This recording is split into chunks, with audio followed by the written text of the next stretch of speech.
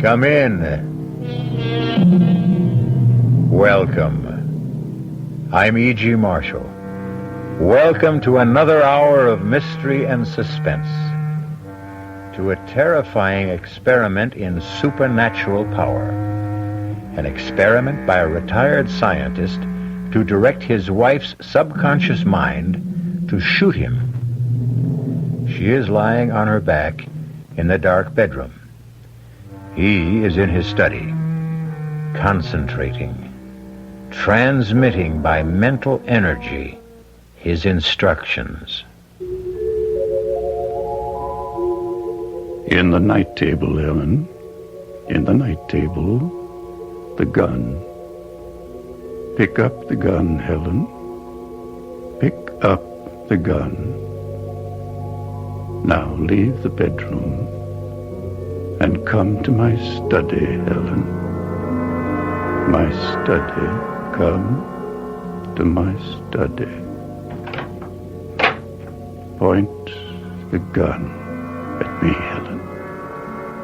At me. Point the gun, Helen. Now, pull the trigger. Pull the trigger.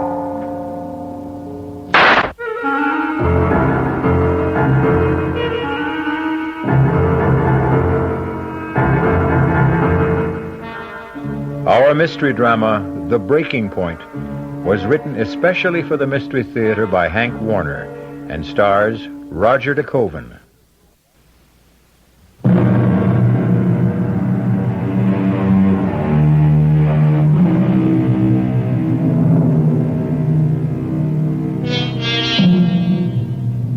Come, ride with me in this ambulance, speeding through the midnight fog, across the Golden Gate Bridge to St. Francis Hospital in downtown San Francisco. As the trauma emergency team tries with plasma and oxygen to keep critically wounded Professor William Baker alive. The driver and the two doctors know that the patient must get to the operating room in minutes. Now, quickly, up this hospital corridor, as the patient is wheeled into the operating room. Stand outside the door and listen as they try to save him. And maybe you'll learn what Professor Baker tried to learn about the dark mystery of life and death. Scalpel. Blood. The patient's failing, Doctor. Blood pressure. 62/40. Adrenaline. I can hear them trying to save me, but I'm going to die. And I want you to know that I'm dying all because I made my wife murder me. Yes, I am dying because I conducted an experiment to influence my wife's subconscious mind to the point where she was going to murder me. Listen. Listen carefully. I will tell you exactly what happened. And when I have completed what I desire to communicate, go to the police. Tell them, if you dare. I say dare, for it will require courage. It began this afternoon when Dr. Philip Simpson, the brilliant young brain surgeon, drove up in his station wagon from Palo Alto to address the San Francisco Medical Society and spend the night with us at the cottage Helen, my wife, and I had rented in the wooded hillside just across the Golden Gate Bridge, overlooking the ocean. He brought Chichi, one of two capuchin monkeys he kept under observation in his research laboratory. It's good to see you, Philip. It's so good to see you, Professor Baker. So, that's Chichi. He wants to get out. Quiet town, Chichi. Come on, you can come out. Hello, Chi-Chi. Oh, you want to shake hands, too, of course. Welcome, Chi-Chi. Very affectionate. Astounding talent for mimicry. Oh, dear. Get off Professor Baker's shoulder, Chi-Chi. Come on down. He likes your hat. No, Chi-Chi. No. All right, now you've tried it on. Give it back. Oh, thank you, Chi-Chi. He gets tired of wearing his black skull cap. Chi-Chi, let go of my hand. You go on by yourself. He's always curious about new surroundings. Probably wants to explore that grove of trees. Go on, Chi-Chi. He won't go far. He'll play for a while and come back. Beautiful place you have here, Professor Baker. Is Helen home? Oh, she'll be back shortly. Had some shopping in the village. She just had to have abalone for you. She remembered how much you enjoy abalone steak. Wonderful, wonderful. How is she? You and Helen certainly could not have found a lovelier place for retirement. It is rather isolated, but then it does have that increasingly rare commodity, peace and quiet. Let's walk around back. Just beautiful. This view. How about a cocktail? Well, why don't we wait for Helen? Well, she ought to be back any minute. We usually have our evening cocktail in the study. Gets foggy on the patio towards sundown. What about Chi-Chi? He'll be all right. He'll open the patio door if it's left unlocked. Gets hysterical if he thinks he's been locked up. Still like dry Manhattans? Perfect. Did you tell Helen that you had asked me to bring Chi-Chi? I intended to. Slipped my mind. Here you are. Ah, thank you. Well, cheers. That's good as ever. I hope Helen won't be upset. I'm sure she won't. I rather think she'll be intrigued with the idea of having Chi-Chi here for our experiments. Wait, you mean she's working with you on the research? Oh, yes. She's very cooperative. Finds it lots of fun. Well, that is interesting. Is she as intrigued as you seem to be with psychic studies? Well, frankly, I don't believe so. She's been very cooperative, but I don't think she really approves. Oh? Sometimes I question the wisdom of having married at my age. Oh, come on now. I remind you, Philip, Helen is 20 years younger. I sometimes have the feeling she feels trapped, misses the activities of faculty wives she so enjoyed in the years before my retirement. Perhaps we'd had children. Philip, Helen should have married you when you were both graduate students. Well, there's nothing happened between you. No, Philip, not yet, but... Well, don't tell me that you, Professor Baker, an eminent physicist for 40 years, with worldwide reputation for scientific integrity, has succumbed to clairvoyance? And you, Philip? Do you have irrefutable proof that clairvoyance does not ever exist? Can you issue an assurance that something will not happen? Well, that's Helen now. Oh. Philip! Hello, Helen. As I look back now to that moment when Dr. Simpson and I waited for Helen to come into the house, I fully realize that the quick flush that passed over his tense face meant the one thing I had been blind to, that he was still in love with her. Helen entered the room with packages in her arms. She threw them on the sofa, rushed towards him, her face glowing with pleasure, embraced him and kissed his cheek, hugged him. Oh, Philip, it's so good to see you. Good to see you. Oh, let me look at you. Oh, it's so good to see you. Neither one of them saw Chi-Chi open the door from the garden, come into the room, climb a table, and spring onto her shoulder, its furry paws around her neck. Chi-Chi! Come down, Chi-Chi. Let go of her. Now, come down. There, now stay down. It's a monkey. Oh, I couldn't imagine what. Oh, all I saw and felt were hairy paws. It's all right, Chi-Chi. It's all right. Now, just be quiet. I'm so sorry he scared you, Helen. He was trying to be affectionate. Yeah, well, I sure can do with a drink. Here you are, dear. Thank you. He is is cute. But why the black skull cap? Well, you might say aesthetic reasons. Aesthetic? Or cosmetic. Philip doesn't like his little wards running around in public with their brains exposed.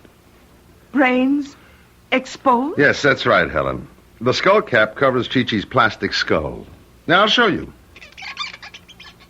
There you are. Why, you can see its brain. It's positively fascinating. Almost unbelievable. Oh, Philip, it's brilliant. It's absolutely brilliant surgery. Wait a minute, Helen. I'm just carrying on what was begun in 1948 at the Naval Medical Research Institute in Bethesda, Maryland. Really? I had no idea such surgery was possible that far back. Helen, my dear, there's a big gap in your knowledge of surgery. The ancient Egyptians operated on cranial bone. That's correct. Look here, Helen. Surgeons in a series of 4 operations removed cranial bone from the shaved head. And when the skull healed, fitted the metal ring around the edge of the skull, sealing the joint with rosin and wax. The clear plastic skull is held in place by these 6 steel bolts. It's marvelous. Simply marvelous. Oh, it's practically routine now. Well, why was it done, Philip? Well, to study through the plastic skull, as I'm still studying, the flow of blood when the monkeys are in an induced state of shock or under the influence of anesthesia or drugs like adrenaline, histamine. And, of course, reactions to cold, hunger, diet, fear, tension, so forth. Incidentally, I'm leaving Chi-Chi here for a while. Here? Oh, I'm sorry, Helen. I simply forgot to tell you. Yes, but why? I mean, why is it being left here? What Philip is too polite to say, my dear, is that he's loaning Chi-Chi to me for extrasensory and paranormal experiments, to make my own observations. I believe he hopes to convince me that the brain, monkeys or man's, fails to respond with a measurable reaction to mental energy messages. Exactly. Look, I'm curious. Why must the experiment be with a monkey when a dog, a horse? Philip understands, don't you, Philip? Well, Helen, in the scale of intelligence among animals, the monkey has the highest ability to learn, next to man. Oh, Philip, what time is your lecture? Well, I should be at the academy by 8. Good. Give us enough time for another cocktail. And not have to rush through dinner.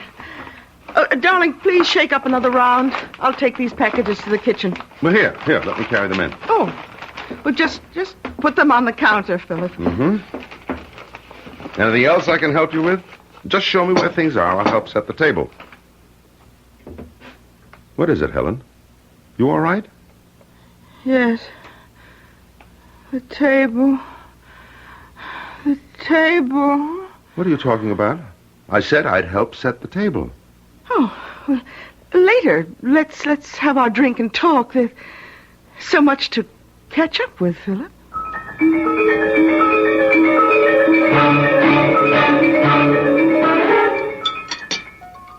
More coffee, Philip? Yes, please. Oh, have some more of the strawberries, Philip. And ice cream. Well, just a little. Helen, what you've been telling me is hardly believable. Well, there's no room for disbelief, Philip. There's evidence. Evidence? Yes. I'll get the drawings. Excuse me. Be right back. They're in the study. I don't like it, Helen. Do you have these dizzy spells often? Well, they've been more frequent recently. Well, you should stop participating in such experiments. I'll talk to William. Oh, please don't. Please. Here we are. Philip, look at these rough line drawings. Do they suggest recognizable objects? Well, this might be an apple, I guess. This, suggests a knife. You can't see anything in this one. Meaningless lines. Yes, that one is meaningless. Note the dates on the drawings. About a month ago, I sat at this table with 3 objects in my hands. An apple, a knife, and a salt shaker. Helen was stretched out on her back in the bedroom, her mind clear of any thoughts or feelings, awaiting my energy message. She could not hear me. She could only receive my thoughts, my instructions. I sent a message for her to pick up the pad and pencil on the night table. I sent an energy message telling her I was holding an apple, a knife, and a salt shaker, and for her to draw them. She got 2 out of 3. You ask me to accept this as evidence that you can control the actions of the mind of a person who's out of your sight? Out of the sound of your voice, even physically in another place? No, I call it coincidence, accident. It did happen, Philip. In many other experiments we did together. It took me months of training to achieve a state of receptivity. Well, that's all very interesting, but I'd better soon be on my way to the academy. I can see you're still skeptical. Can you spare 3 more minutes for another, as you say, interesting experiment now? Right here with Helen? With Helen? I'd rather not. I don't mind, Philip. All right, very well. Thank you, Helen. Lie down in the bedroom. I'll give you 2 minutes to achieve receptivity. I will repeat once more, Helen. Come back, pick up the coffee pot, and pour the coffee right on your fine lace tablecloth.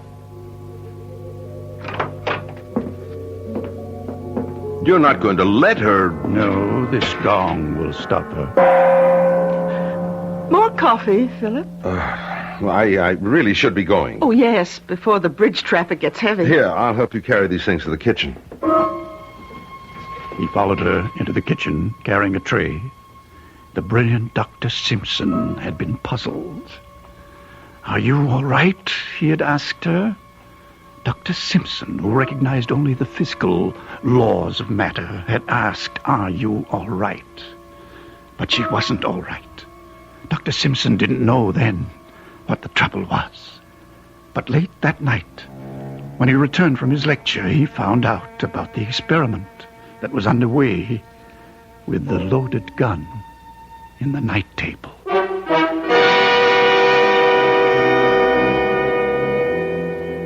Well, this is a strange kind of monkey business, huh? And poor puzzled Dr. Simpson. I'm sure he never expected to find 2 old, respectable friends kicking the gong around. I'll be back shortly with Act 2.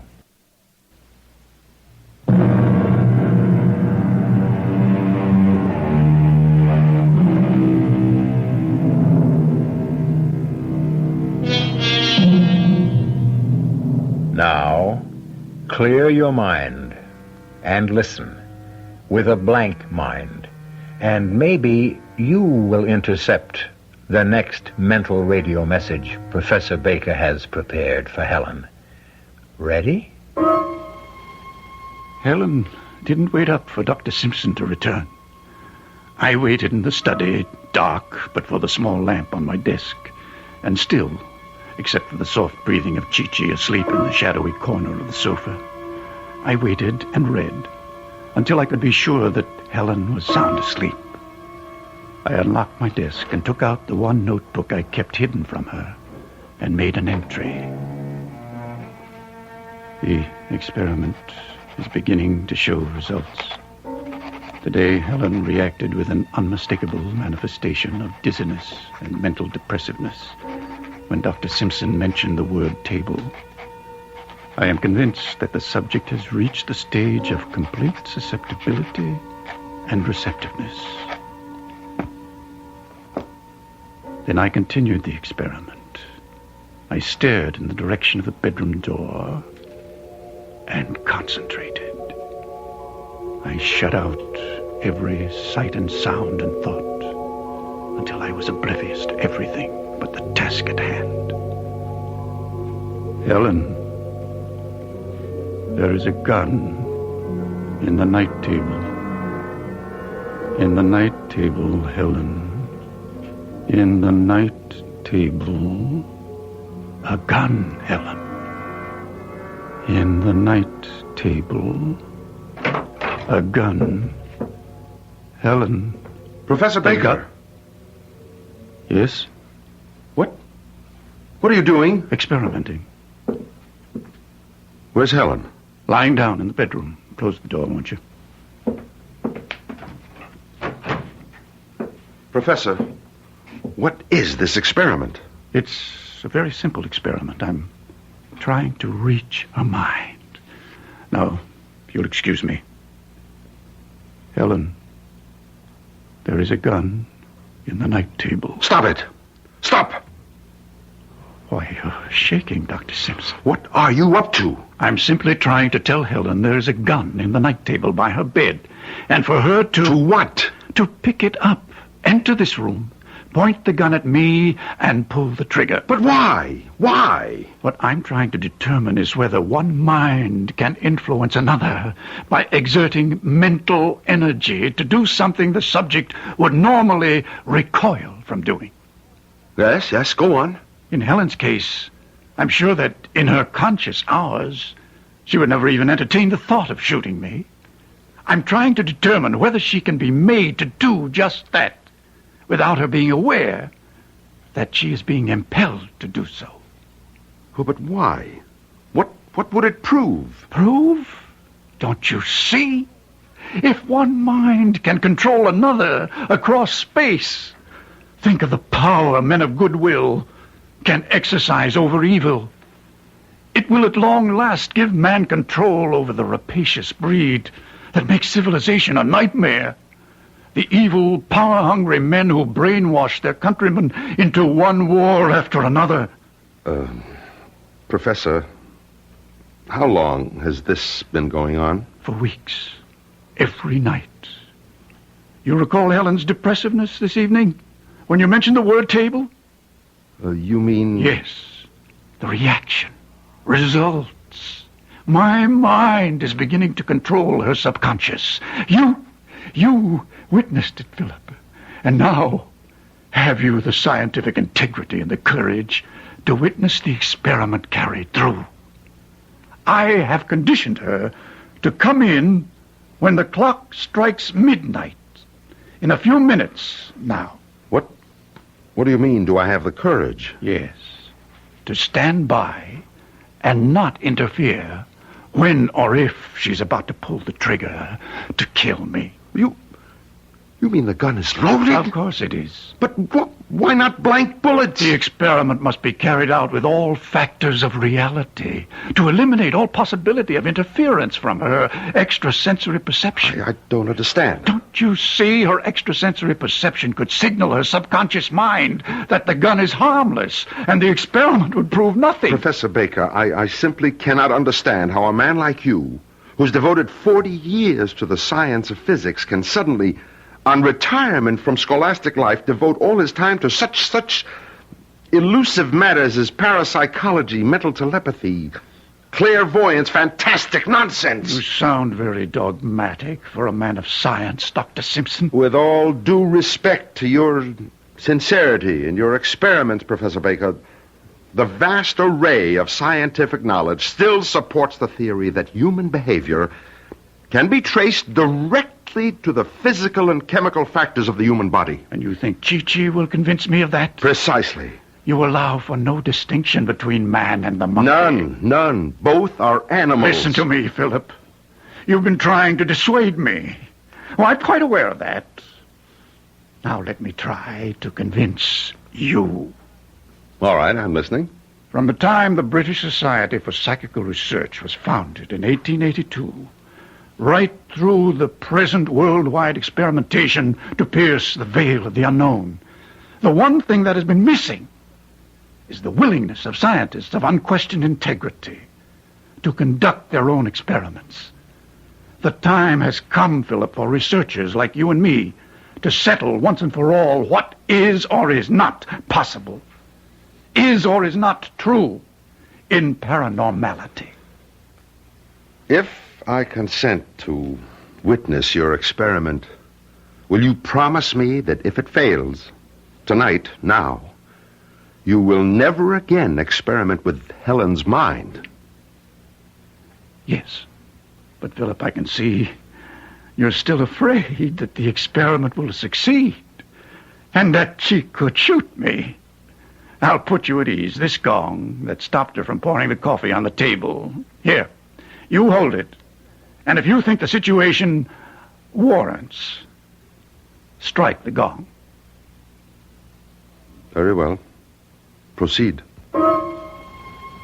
He stood by the door to the study, one hand holding the brass gong by its silk braid, his eyes watching the clock on the mantel as it started to strike midnight. Chi-Chi, awakened by the clock and our raised voices, was nervously pacing back and forth across the top of the back of the sofa. Philip watched the door. I sensed he was prepared if Helen failed to respond to the gong. He would strike the gun out of her hand. I resumed the experiment. Pick up the gun. Come into the study, Helen. The study, Helen. Helen walked in, her eyes fixed and staring, her arms at her side, her right hand slightly behind her, Philip, mouth open, unable to utter a word, watching her. Point the gun at me. Pull the trigger. Helen! Dr. Simpson dropped the gun. Rushed to me as I slumped over the desk. Good God. The bullet hit in my chest. Helen! Towels, adhesive tape. It's a chest wound. Have to keep him from sucking in air. He looked up from examining the wound. One glance told him she didn't hear or understand.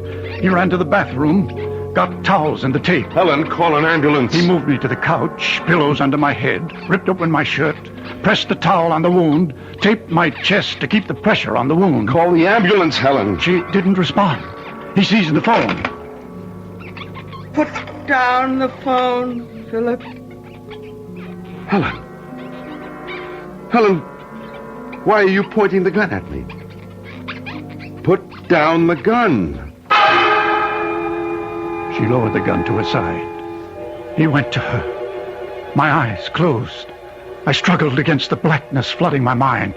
I struggled as the blood trickled from my wound to listen. Helen, don't you hear me? Answer me. Answer me! Why did you slap me, Philip? Helen, do you know what you've done? What have I done? You've shot him. Who? Your husband, Professor Baker. We've got to call an ambulance, Helen. His pulse is... Will he live? The ambulance, Helen. He won't live, will he? I can see it in your face, Philip. He won't live. He'll die if he doesn't get to the operating room. I want him to die. What did you say? I want him to die!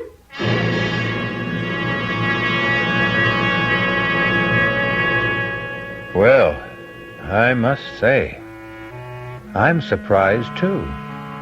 But then, Helen's probably like most women. Not always mean what they say or say what they mean, huh? Wonder what's really on her mind. But she's in good hands, with a doctor in the house. I'll be back shortly with Act 3.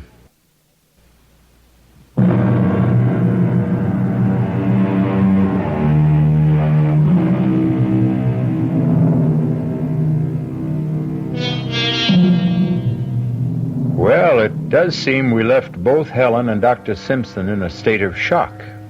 Not to mention our bleeding Professor Baker and that hysterical Chi-Chi. Let's rejoin them and see whether there's help for any of them. I do want him to die. Listen to me, Helen. You must let me call the ambulance. Don't you see? We must. If he dies here, the police will want to know why we didn't call the ambulance. The police? Yes, Helen, the police will want to know. Oh, Philip. Hold me. I'm so mixed up. Come. Sit down. Lean back. Just try to relax. Put the gun on the floor. I'll call the hospital.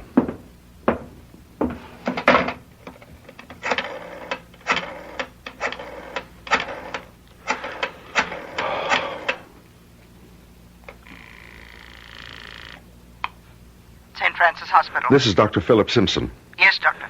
I need the ambulance trauma team at once. 47 Edgecliff Road, critical chest wound, gunshot. Yes, Doctor. I'll put it right through. Now, I want you to call the police, Helen. The police? Yes, they'll be here soon anyway. They're always alerted about requests for an ambulance. But I want you to call them for the record. It will be important at the trial. I'll get them on the phone. You talk.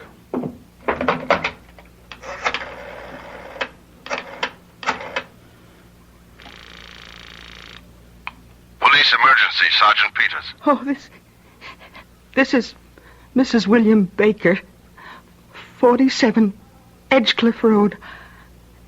I want to report that I just shot my husband.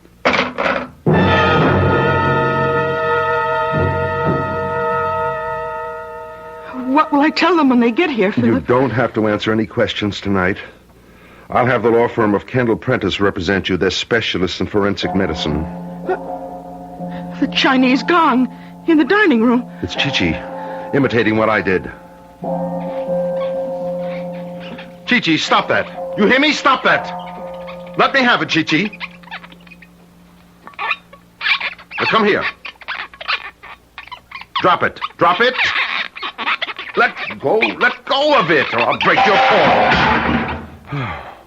Those Capuchin monkeys. They want to imitate every new thing they see. Chi-Chi, go sit down in that corner. Go on, and stay there. They're intelligent, but they can be very trying.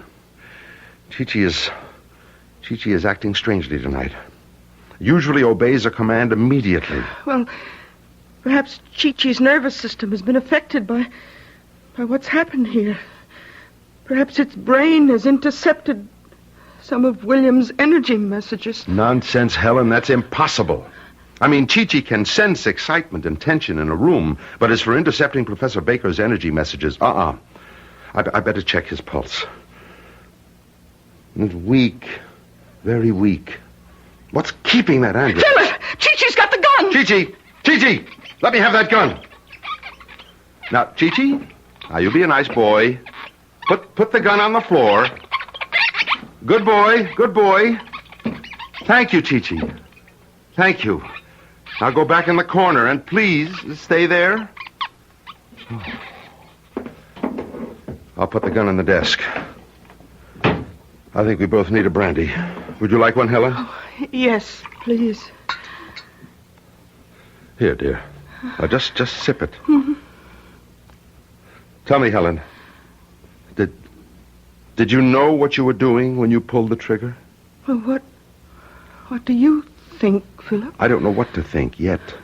You've got to tell me, Helen. Did you know what you were doing? You pulled the trigger after I struck the gong. Yes, I know. You knew? You deliberately murdered him. Murder? I shot him because he told me to. He made me do it. But if you knew what you were doing, the police will call it murder. Look, I told you I knew what I was doing, but I won't tell the police. What will you tell them? That the experiment, the great Professor Baker's experiment, was a success. Wait a minute, you knew about the experiment? You knew? Yes, every step of it. I knew about the notebook. I read every entry, every day. I knew exactly what he was up to. The police will read the notebook, and they'll understand. They'll understand. You murdered him. Helen. I never loved him. I was beginning to hate him. It doesn't matter now, Helen. I prefer to conclude that you did not know what you were doing, that the experiment did unbalance your mind. I think the district attorney will accept that. Accept what, Philip? That when you pulled that trigger, it was insanity. Oh, no, I won't be declared insane. No. Look, I'll show them the notebook. They'll understand. They'll read it in his own handwriting. How night after night while I was asleep, he tried to make me shoot him. They'll understand. Unless you tell them differently. Unless you tell them I murdered him. Helen, please listen to me. Try to understand what I'm telling you. The police will never believe that Professor Baker's experiment was a success. They'll call in scientists to testify that no such thing is possible. They'll suspect that you used your knowledge of the experiment to kill your husband. Yes, but you were a witness. You can verify what happened. Yes, but You tell them that I murdered him? No, Helen. The only honest opinion I can give them is that your mind snapped. That day by day, the knowledge of your husband's secret experiment preyed on your mind, and you became convinced, in a moment of temporary insanity, that he really wanted you to kill him. Will they believe that? I hope the jury will. Help me, Philip. You must help me. I'm so tired. I'm so mixed up.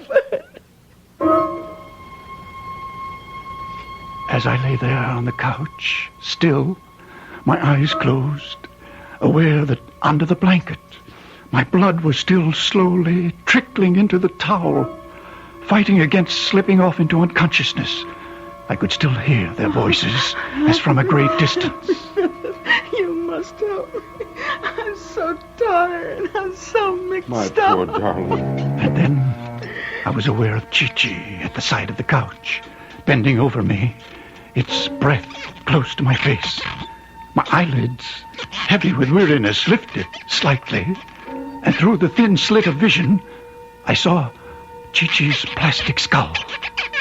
I could see plainly through the plastic skull, the gray mass of nerve tissue of the cerebellum. And then, summoning every last bit of strength of will, I concentrated on Chi-Chi's brain. Chi-Chi, the gun, in the desk, Chi-Chi. What have I done, Philip? To you too? It will ruin your career. Go to the desk, Chi-Chi, in the drawer, the gun. I could see its gray eyes staring at me, trying to grasp what I was telling him. And then he jumped on the desk, pulled open the drawer, and took out the gun. Chi-Chi! Put it down, Chi-Chi! Philip charged to the desk. Chi-Chi eluded him, leaped to the mantel over the fireplace. Drop the gun, Chi-Chi! Drop it! Philip chased it all over the room as it knocked over table lamps and chairs. It jumped to the hanging ceiling light fixture, waving the gun playfully. Chi-Chi, point the gun at the mirror. At the mirror, Chi-Chi. Drop it! Drop it! Give me the gun, Chi-Chi! At the mirror, pull the trigger. Give me the gun, Chi-Chi! Helen was reaching towards Chi-Chi. Chi-Chi was pointing the gun at her. I didn't want Helen to die. I summoned every last ounce of will and sent a mental message to Chi-Chi. Drop the gun, Chi-Chi. Drop the gun. Look out, Helen! Good Lord. Helen. Helen. Answer me, She Helen. didn't have a chance. She was shot in the head. Oh, my darling. Oh, my darling. You must not die, Helen. You must not die. Helen, I love you. Oh, my darling. Chi-Chi was at the door at the garden in a panic, trying to open the door, the gun still in his hand. Philip grabbed the fireplace poker, swung it on Chi-Chi's plastic skull. It glanced off and fell out of his hand. You! Philip picked up a chair, threw it at Chi-Chi with all the strength of his fury. It crashed through the glass. Chi-Chi jumped through the opening. Philip picked up the poker, went after Chi-Chi. I could hear Philip chasing him across the flagstones of the patio. I heard the police car. I could hear Philip shouting. Chi-Chi!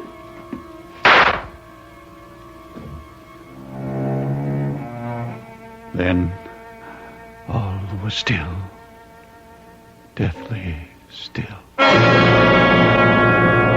I lost consciousness until I became aware of someone talking on the telephone. Yes, Lieutenant. 2 dead. Mrs. Baker in the house, and a Dr. Philip Simpson in the woods back of the house. Yeah, one bullet in each of them. John says Dr. Simpson was pretty far gone when he found him. Says he tried to tell him something. John thinks it was something about a monkey still running around out there with a loaded gun. It beats me too, Lieutenant. No, nothing else. Oh, yes, we found a black skull cap hanging on the chandelier. That's what I said, skull cap. Odd-shaped thing. Can't figure out what it's for, no. Right. Oh, better get that ambulance out here fast. Professor may still have a chance. Here it comes now, Lieutenant.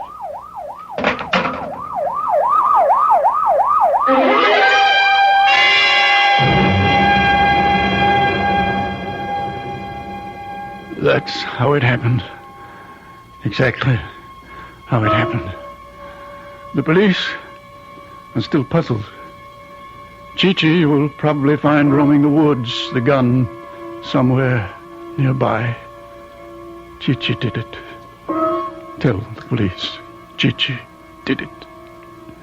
Why? Perhaps it was mimicking Helen after it witnessed her shooting me. I shall never know. As for whether my wife murdered me willfully or suffered temporary insanity or was influenced by my mental energy, you must judge for yourself after you read the full record of the experiment in the notebook. Yes. Go tell the police and Professor Seligson. You can locate him through the American Society of University Professors. Tell them I decided to communicate the foregoing just an hour ago when I heard the operating team give me up.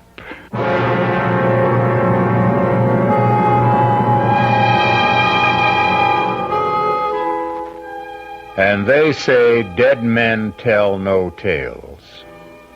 Talking about the brain, though, let me give you men a tip. If your wife is trying to talk you to death, don't worry. Master the secret of mind over chatter. But seriously, a guy I know didn't even answer his wife.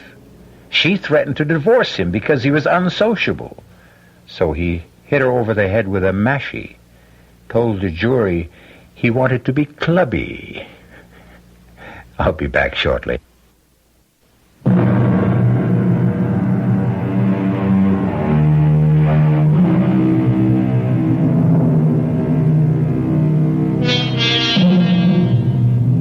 A word of advice, folks.